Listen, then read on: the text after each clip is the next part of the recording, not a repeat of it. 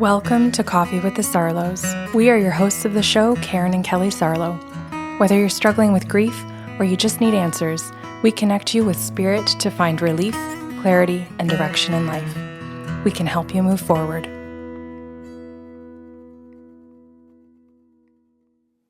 Hi, Kelly. Good morning. Our podcast today is on a woman named Ki, and her nationality is Korean. Okay. And I only have her. I haven't named anybody else because as a client, she doesn't ask for medium. Can we back up for a second?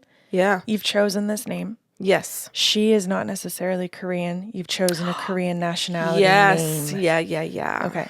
Yeah. I forgot about explaining that whole thing about the name choosing at the beginning. Thank you. Yeah. That's obviously all made up. We do that in every single podcast show to keep confidentiality. So at the very beginning of her session, she asks the guides for an open session. She's quite interested in soul contract. And I hear from the guides right away, this is going to be challenging to do her soul contract, Karen. So we're going to ask you right from the beginning to write notes before you say things to her. We're going to ask you to do far more writing than you normally do, which I did. I ended up with like 4 or 5 of my little notepads, pages, and I usually only end up with one, maybe both sides at the most. I had way more for her, so I really followed what they said. And they also told me, Kelly, to make sure that my emotions during the session stayed true to myself, and that I never allowed myself to become dysregulated by her behavior. And that I was just somebody to watch her behavior and just let it be what it is and just continue to do and be myself. Okay, I'm just going to do a disclaimer here and say that for anyone listening to that, that's how Karen operates all the time. So that was more of a warning or disclaimer from the guides, a reminder of, hey, this is going to be tough for you. Yeah. And here's what you need to do. Yeah. Yeah, because the guides don't usually forewarn me about the other person's behavior. And I know that when they do, that I'm getting a warning because something's going to happen. And my job is just to observe it and to be very detached from it. So that's good. And they said, we even would like you to write that down. And I was like, oh, whoa. Because they don't actually tell me to write that down. They usually tell me that, but I don't usually write down the guide said to stay regulated and not match the client's behavior, because the client's going to read that page because I show it to clients. Right? Yeah. So that was fine. So I wrote it down because if the guides tell me to do it, that's what I'm going to do. That's the job. So I just wrote it down. And then as Ki says to me, I want to know what my soul contract is, and I want to know how to support my husband, and I want to know how to support my daughter, and I want to know how to support my son so-and-so, and to support my son so-and-so. Can well imagine what the soul contract is. And how do I support my grandchildren? And then, and there's like 8 of them. And then how do I support my daughter-in-law? And how do I support and so she literally gives me this list. Okay. Can I break this down? Oh, I'm afraid that if you do, you're going to like take everything. I will wait. Just wait.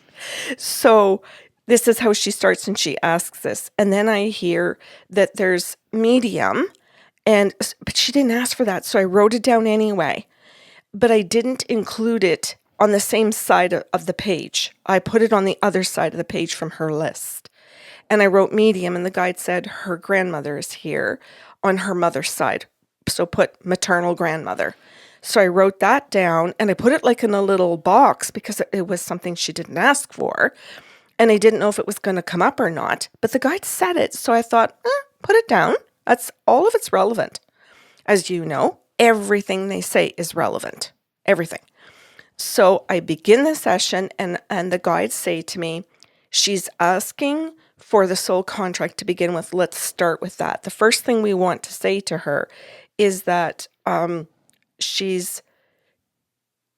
goes through life in this life, but she's also got past life. So now they're bringing in some of her patterns and past life experiences, and they're telling me this.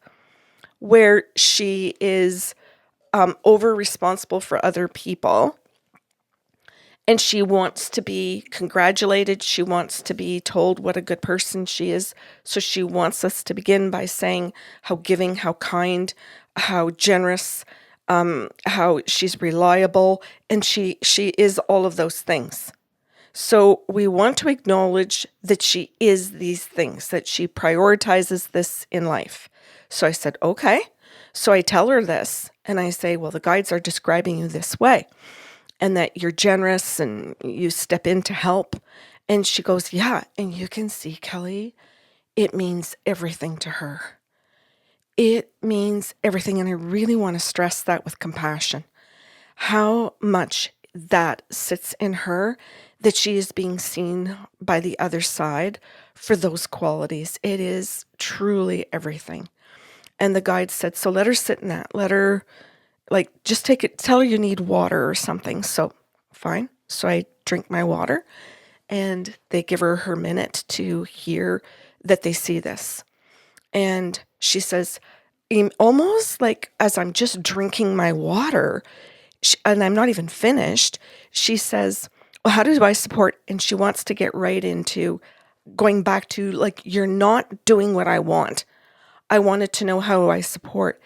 And I could see in that, like, so fast, it was less than like 30 seconds, how quickly she went from, oh my God, I'm okay, to I'm not okay. I have to do more.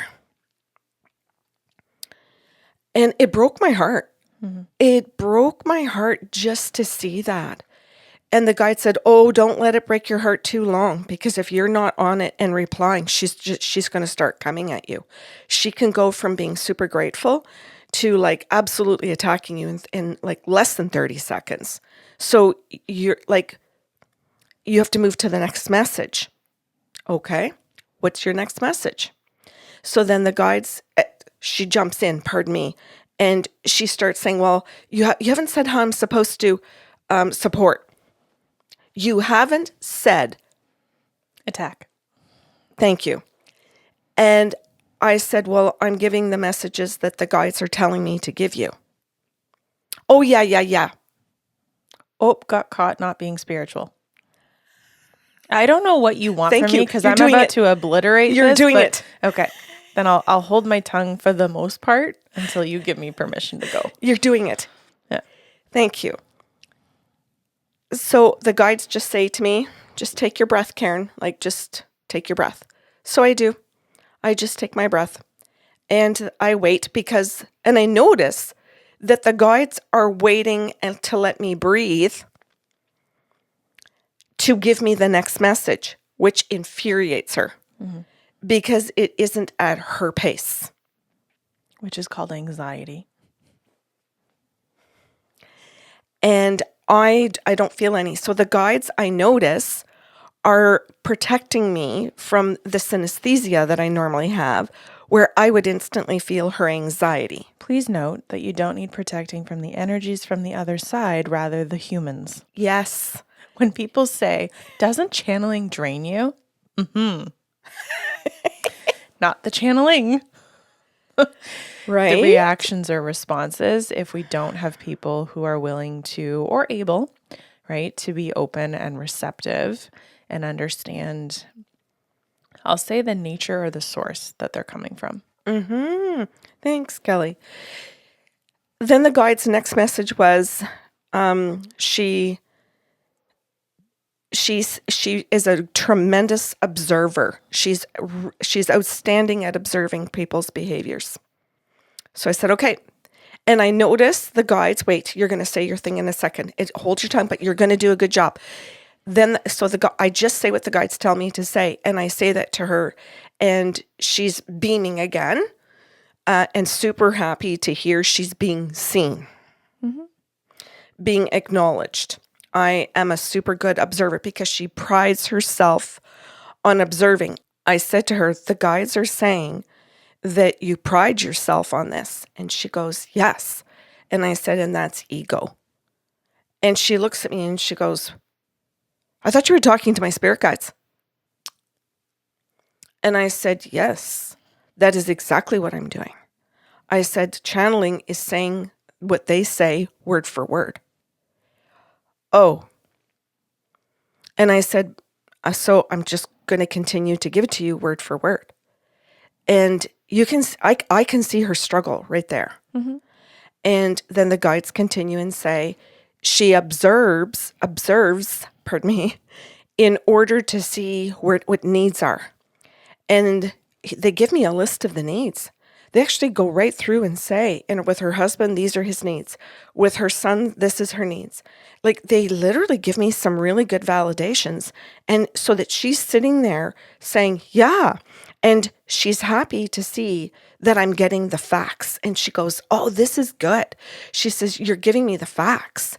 She points it out. You're giving me the validations. And that is key. Because then it's like reestablishing the trust that, yep, I'm just doing and I'm just saying to you what the guides are saying. Mm-hmm. And she goes, oh, yeah. What are they saying like about my daughter? And the guide said, no, she doesn't. She observes her daughter for other reasons, but she doesn't do it to see what her needs are to meet them. She does it to see what her daughter's needs are, and she doesn't meet those needs. She withholds from her daughter. And I said, oh, okay. So I repeat that. And she says, well, my daughter's independent. Because you don't meet her needs. And the guides respond and say, because you scapegoat your daughter. Mm-hmm. And she looks at me and she goes, I don't even know what that means. And then she moves on immediately to going back to the husband and her son. She doesn't want to know what scapegoating means. So the guides say to me, write down scapegoating on the page, and that she skimmed right over it, and that she doesn't want to know what it means because she doesn't want to be confronted that she treats her daughter differently than all of her sons, and that she purposely meets all of their needs, and she purposely does not meet her daughter's needs, but calls it independence. So I write that down on the page, and that comes up later in the session. And so the guides continue, and they give these examples about how she watches. So they give examples, Kelly, like that when her sons need daycare for their children, that she hears that conversation where maybe, her son is talking to her daughter-in-law. They're over for supper, and one of them says the babysitter cancels or the babysitter's sick or, whatever it is. And then she jumps in. Oh, I can do that. And she jumps in. So she thinks that she's being observant. She thinks she's being caring and kind, and she's doing all of these things. And when I point that out to her, she's very happy and very proud. And I said, and the guides are saying that you do that, but you throw it back in their face. And she goes, no, I don't. The guides wouldn't say that because I don't do that. So therefore, I don't think you have the guides. And I said, this is all at your convenience, that you think I have the guides when you're being praised, and that you don't think I have the guides whenever there's some type of critique or comment that things aren't fair or they're not quite the way you want them to appear. So if the guides point something out to you, you instantly go into attacking. And I said, they're pointing out that this is a pattern that you have developed your entire life, and that you do it to your husband, you do it to your sons, you do it to absolutely everybody. The boys, all the males fall in line. Your daughter does not. She challenges you. And at that point, Kelly, she sits and looks at me and she says, I thought you were going to do my soul contract.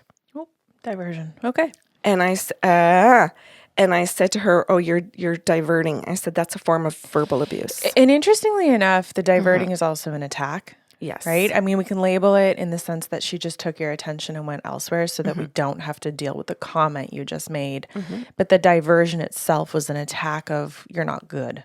Yes. You're not doing what I asked. Yes, absolutely. And I said to her, I'm aware of the forms of verbal abuse. And I said, I'm going to call them out when you do them. And I said, I'm just going to call them out simply and with just levels so that you can just, in emotion, so that you can just hear them. And I said, but your spirit guides are saying that any time that you perceive being attacked, you attack instantly and very fast, and you want to like totally decimate the person. It's not even just that you want to come back with matching, what you might think is matching energy. You don't even want to match what you perceive to be an attack. You want to actually destroy the person. And she says to me, I put people in their place. Okay, so this is what shame does to our bodies, our hearts, and our minds, right? No one does this thinking like this is the right thing to do. Shame is so insidious. There's levels of what is considered toxic shame that makes a person behave the way that you're describing. So it's deep in our defense mechanisms to, I'll say, claw at all of these behaviors to just feel like we can survive the amount of shame coursing through our bodies. So the spirit guides take this opportunity to go deeper with her and say to her that that it is a defense mechanism. And she looks at me and she says, I asked for my soul contract. And I said, this is a soul contract. Unfortunately, honey, this is a part of it. Yeah. And I said, and she goes, well, can you explain that? Oh. And I said, yes. I said, when the spirit guides read your contract to you, they read the things that we do well and the things that we're not doing well for every person. And she goes, oh, I wouldn't have asked for that. That's right. Which, I mean, I can joke, but at the same time, she might have still asked for it. Because I do think that as much as we are in our defenses, there's a part of us that is yearning and longing to come out of them because it's so uncomfortable and alienating that even though it is humiliatingly difficult to sometimes come out of our defense mechanisms, ultimately that soul wants to come out. And that's why it's a soul contract. Yeah. And that's why the guides are giving it, because this is where you're going to get it. Mm-hmm. And she might need to ask it once and hear it 70 times before she's ready to digest it, fully understand it, or even be willing to start working at it. I'm so glad that you pointed that out, because I just want to say this is one of the things that I love the most about what I do, is that I am mature enough to understand that clients can be raging. They can send me nasty emails. They can write the Google reviews that rip me to pieces. They can go on Instagram and write in the comments everything they want about how terrible, how fake I am, how money grabbing I am. Like, they'll just throw any insult that they possibly can to try and ruin me in some way, because that's their defense mechanism coming out. That's their shame. That's their dysregulation. That stuff is on them. I'm still going to stay in every single session and deliver the message, because I know that part of them still wants to hear that. And I understand it may not be today. Mm-hmm. It may not be the day that it comes out. Mm-hmm. And that's why I strongly recommend at the beginning of every session that every session is recorded, because that person, in this case, Key, could listen to this in 5 years, 10 years down the road. It could be on her deathbed. It could be at a diagnosis, and all of a sudden she's starting to think about her life and her life path, and she decides to go back and listen to it. There could be another opportunity. And for that, I am willing to sit in that chair and do that job for that period of time, because I don't expect every client to have a light bulb moment and to like me. It's not even about liking me. It's about the messages with the spirit guides, but they want to pull me in and make me the focus of the session when I'm not the focus of a session. Ever. Their spirit guides are. And their soul speaking to them is. It has nothing to do with me being the focus. So when I see the write-ups and the complaints about me, I now just sit in a place of understanding more and more about what that is for that person and how it really has absolutely nothing to do with me. Nothing at all. So the guides continue, and they say that she picks something like that to go and do the babysitting. And they gave this as the example, and it was important that they gave this as the example, where following up after that, she will do things while she's babysitting that are outside of her responsibility. So if the parents are talking about taking their child to get a haircut on the weekend, or their ears pierced, she will go ahead and do it while she's babysitting. So she might take them for the haircut or the ear piercing or cut their hair herself. And then when the parents are not happy with her helping and support of, you asked me to babysit. I heard you needed this. I thought I was being helpful. I took the initiative. You needed the help. She goes on with all this kind of stuff. And the guide said that she says these things to them. So I repeated that when they say, we didn't ask you to do the haircut, we didn't ask you, we were discussing that. We didn't ask you for any of that. She then throws it at them. You need a babysitter, don't you? So she will throw at them the very thing that she's offered to do and then weaponizes it against them. Mm. So I say this to her and oh my God, she says, it sounds like the spirit world doesn't appreciate me either. Yeah, this is the thing about a lot of individuals, and it's super fair. I just want to preface this. I want to explain something that when individuals like he have a conversation with the spirit world through a medium or a psychic, the projection of their experience of their parents goes on to the spirit world. And what I mean by that is, as humans, there's this desperate need and truly a need when we are young for our caregivers to love us, to offer us affection, because that's what ensures our physical survival, right? Physical and emotional survival. And it's very difficult for humans to grasp the concept, and myself included, okay? I'll put myself right there with the rest of the humans.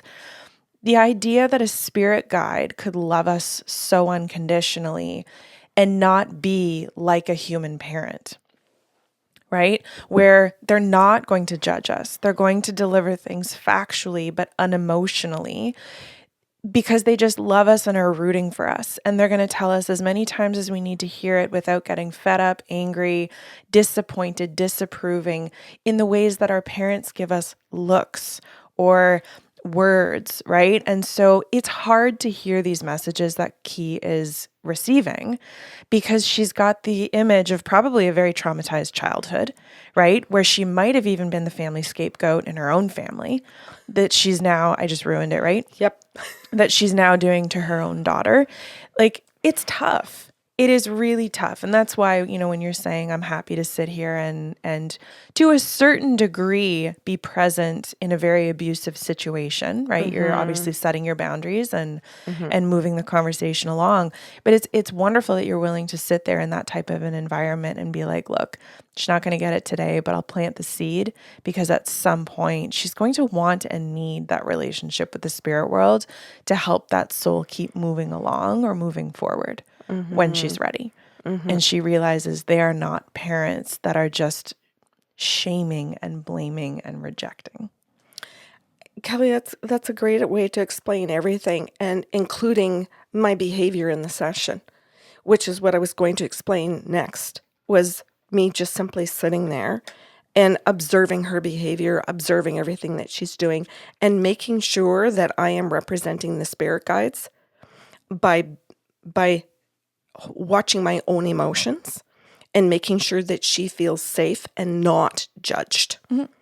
Yeah, and this comes back to healthy parenting, right? When you, if you are a psychic medium, you have to be emotionally intelligent. You have to be regulated as a human being, because you're going to have clients like this, right? And if you don't know how to show up and essentially embody everything that a healthy parent is, then you're not going to have a good time or a fun career, right? You have to be able to identify what a tantrum is, which is a human being and their defense mechanisms, be able to hold that space for them while containing them, meaning I'm going to label this tantrum and I'm going to say, no, this behavior is not welcome. All your feelings are welcome, but not all your behaviors are. That's what a healthy parent does. Yeah. That's what you're doing for your client in that moment. Yep. And when I say tolerate a certain level of abuse, what I mean is you're staying present as they're having the tantrum. They're being abusive, I'll say, in the room kind of thing, but there's a certain degree that you're willing to stay for. And healthy parents also remove themselves from a room when they are no longer safe. Exactly. They contain themselves and the child right? The dysregulated being in healthy ways. And sometimes that means separating the two of you. Mm-hmm. Yeah, that's right. Yeah, like you're doing a beautiful job. Not surprising, but just to Thanks. illustrate it for people. Well, and the guides are constantly telling me and supporting me. So like I hear the guides' comments, like watch your emotion, take another nice breath, Karen. Like this is her stuff, not yours. This is why her grandma's here to talk to her in a minute about the scapegoating. They're going to talk to her about the looks. You commented on looks that parents gave her. So it's like, okay.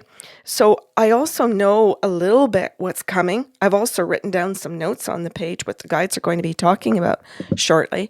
And then Kelly, the guides then said how she did this, how she would construe any situation so that she could be the victim all the time if she's not getting her way. And meaning that if her children or her husband or in-laws, anybody, grandchildren are going to confront her and say, Grandma, I didn't ask you for that. Or Grandma, my mom and dad are taking me on the weekend. She's going to make sure that she's the one in control. She's going to make sure she shames, that she uses anything that she needs to. And the guides point out the fact that she uses shame a ton and that it was done to her. And so she does it to other people, even though she hates feeling shamed. And I said this to her, and she was livid. Mm-hmm.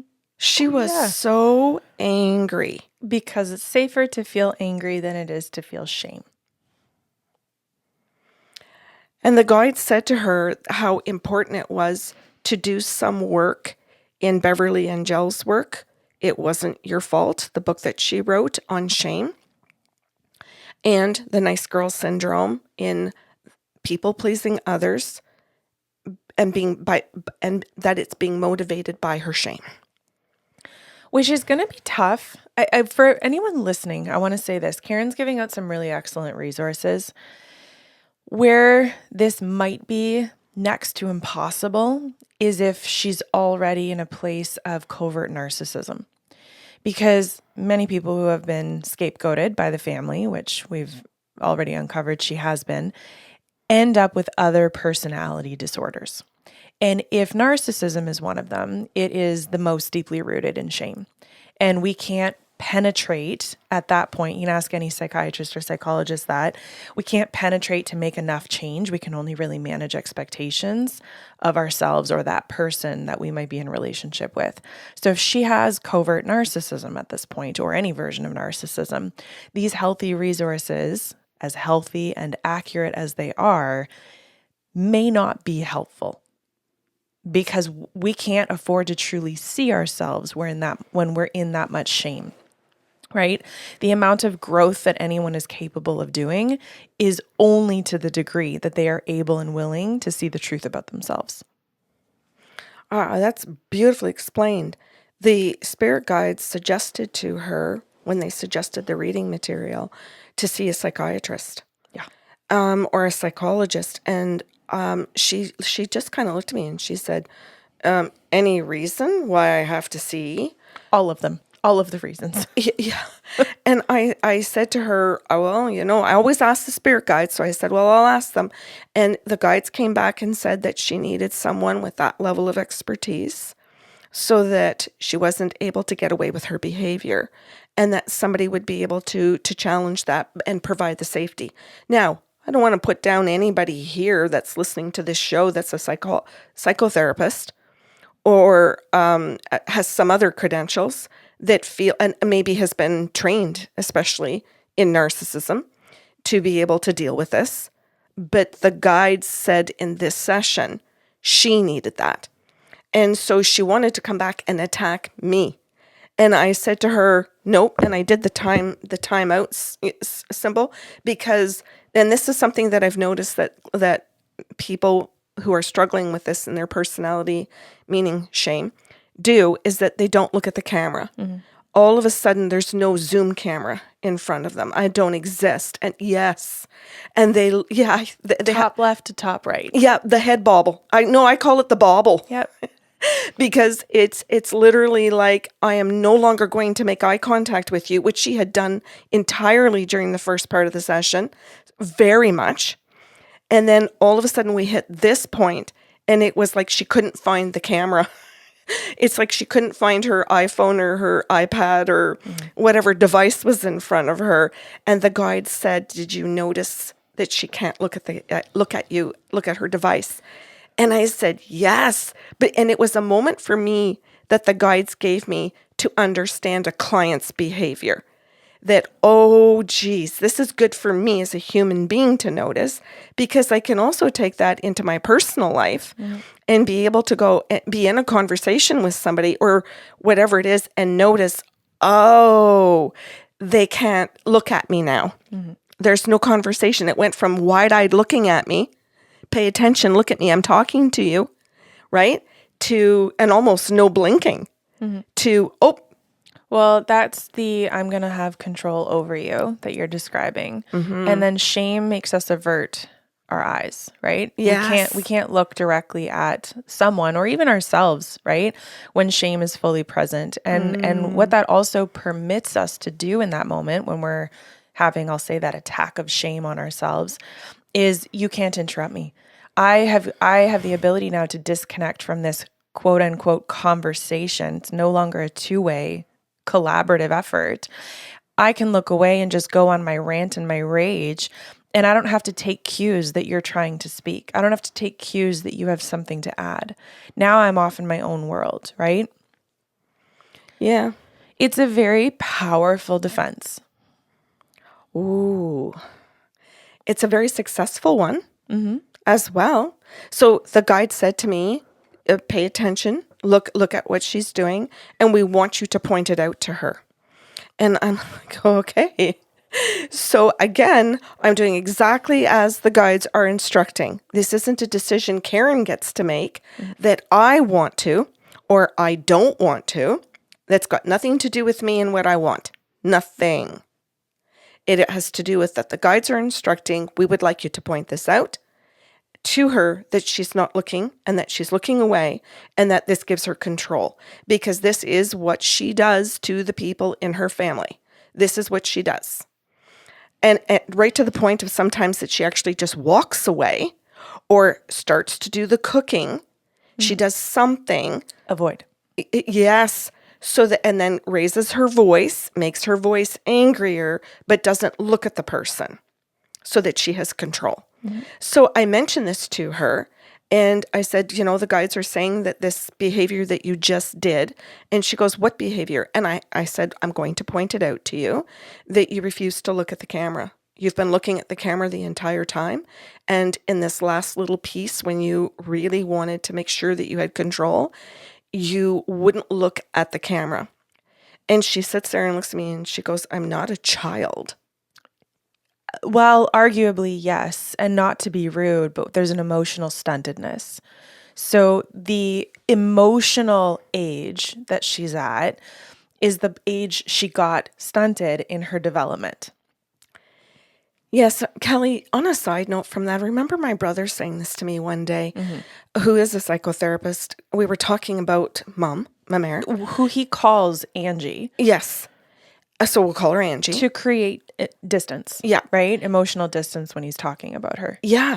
And he said, I was telling him about something, and he said, Karen Ann, he said, Angie has the emotional maturity of around a 3-year-old. So you have to be able to meet her at the level of a 3-year-old. You can't expect her in situations where her, emotionally charged, for her to behave as a mature adult would do. And that will put you into a different place of the way that you deal with her. Yeah, and just to be clear, it's not that we talk down or we talk to them like they're infants. That's right. It's you're managing your expectations now about what they can fully understand and tap into within their body, right? And I'll also illustrate too, like Angie lived to the ripe old age of 96, 97, birthed probably more than 9 children, I would well imagine, and then also ran businesses. This is not a woman who didn't do things in life and wasn't very successful. Very. And so I illustrate that because I think for some people when they hear, well, she's a 2 or a 3-year-old, they might think like, wow, I wonder what kind of like life she led kind of thing. They can be very productive members of society. Oh, very much. And completely inept emotionally. Yes. Yeah. Okay, thank you. So then going back into the session, when I point this out to her and then she says to me, I'm not a child, then I listen to the guides and the guides say, what was their response to that?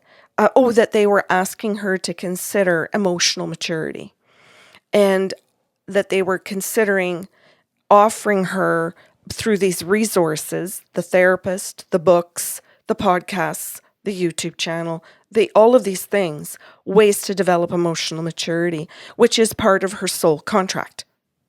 And so I said, which is also going to answer, how do you support your sons? Yes. How do you support your daughter?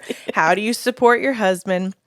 And whoever else you believe you're concerned with. Well, and that's how the conversation gets rolled out, Kelly, is that the guides come back and say this to her and say, well, your original question was, how do you support? And she goes, I'm so confused. I know. And yet you are fucking hammering this like a bowling alley where you're like, oh, 8 questions? Let's hit them all with one. Anyway, go on. I know the brilliance of the spirit world is just, it's phenomenal to me. It is so loving. It is so all-encompassing. They leave nothing out. Mm-hmm. They truly leave nothing out if we are willing to see that, if we are willing to go read the book or do the work. There's nothing untouched.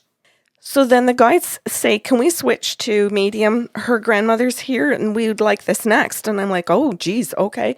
So I asked the client that. I say, Key, the spirit guides are saying we're running out of time and that you have a grandmother and that you actually would like her.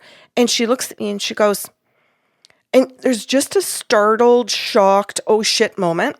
Which we all experience from our parents, by the way, right? When we are lying or withholding and the parent calls us out because they know better. And here's the spirit world going, hello, we know what you actually want. And she's like, found out. Yes. And then, and yet shame, but excitement and love. Yes. And Kelly, that's like all over her face. Yeah. And I just wanted to fucking cry with her because I can see her needs are about to be met. Yes. And I can see everything, all of the angst of, I want to be this loving person. I want to be needed and loved by all these people in my family. I can see all of those things in this woman. Everything. I'm not there to shit on her life. I'm there to help, and the spirit guides, to give her actually what she needs to get what she wants out of life, in spite of herself. And I'll say in spite of her injured self, her defensive self, her egoic self. I like that. Right? Yeah. So she looks at me and she goes, okay. And you can see she's just trying to be chill with it, but she is not chill at all. And her grandmother comes in and says, and by the way, she wasn't called grandma, but I didn't write the name of how you say grandma in Korean down. But her grandma comes in and says to her, hi, sweetheart, I love you. No proving facts right off the top. Just, I'm here to love you. And then the woman kind of looks at me, Key looks at me, and you can see a little bit of, where's this going to go?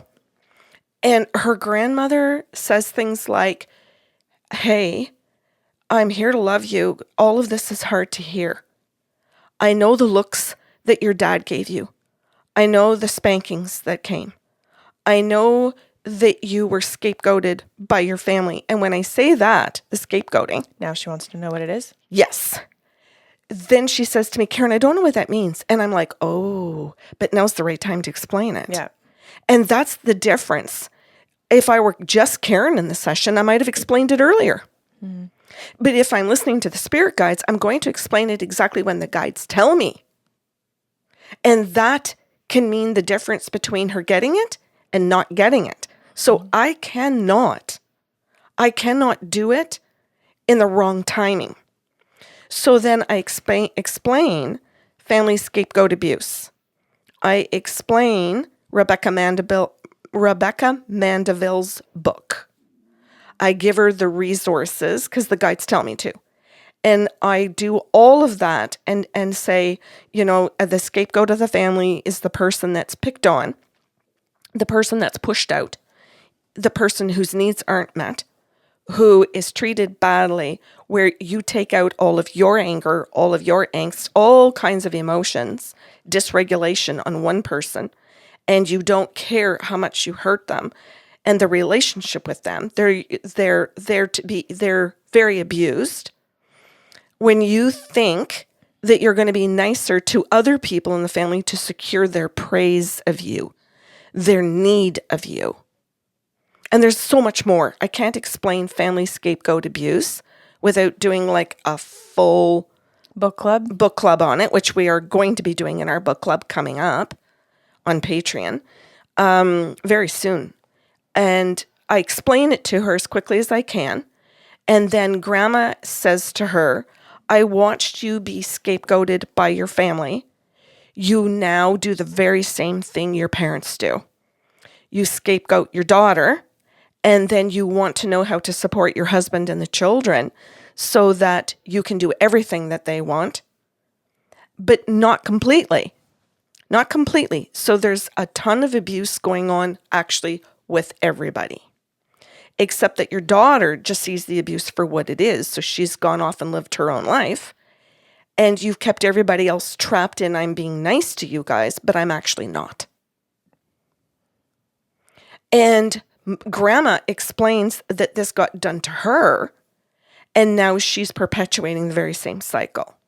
This comes, Kelly, very near the very end of the session, so I don't have a lot of time, but I get in the explanation, I get in the patterns that are going on, and then she says to me, so my grandmother's explaining this, and I wanted my soul contract.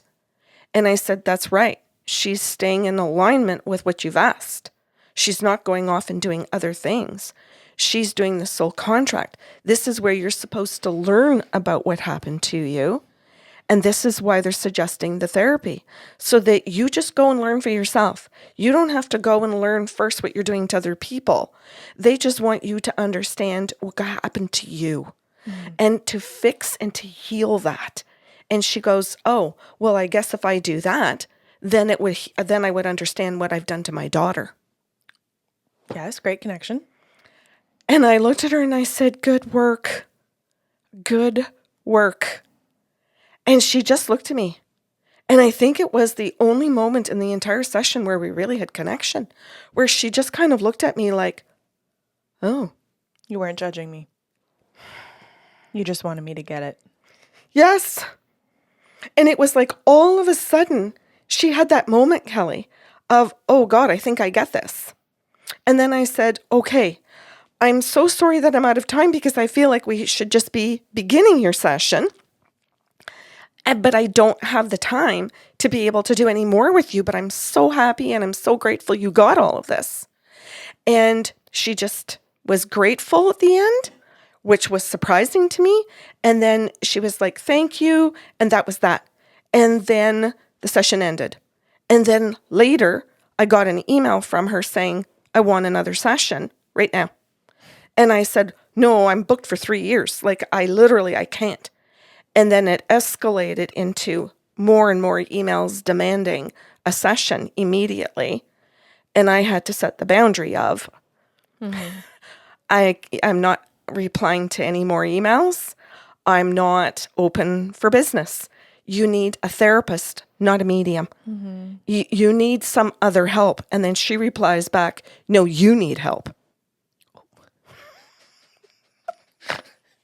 Sorry. Okay. That was the last email, last sentence. I'm not a child. Oh, okay. Well, you cracked an egg. Really happy for you. That was a lot of work. It was. It absolutely was. And I learned a lot in it. And I'm grateful for it. But I don't mean that I'm grateful for any of the abuse. No. I don't want anybody to listen to that and think I'm grateful for the abuse. I'm grateful for the opportunity to work with the spirit world and to connect that person to her soul. And at some point, whether it's when she's dead or when she's alive, that information will come back for her. She will see the energy the guides gave her. She will see my energy. She will understand that everybody in this group was there to actually love and support her, and that she wasn't able to receive love. And that's okay, because that's what family scapegoating creates. That's right. And I think you did a phenomenal job. I will say, shameless plug, we are going to be covering this in book club starting mid-October of 2025. If people do want to join and learn about family scapegoat abuse, you can join us on patreon.com/the Sarlos. We take it nice and slow. We've got a beautiful community where we can do Q&As. You're getting assigned reading. Plus, you get the opportunity to debrief about what you're learning and really make sure that you're customizing the concepts and the tools to your own life. And I think it's a beautiful opportunity to learn in a safe environment where you're supported and guided. Thank you for listening to Coffee with the Sarlos. If you enjoyed the show today, please be sure to subscribe on your podcast platform and leave a review. New shows will air every other Saturday.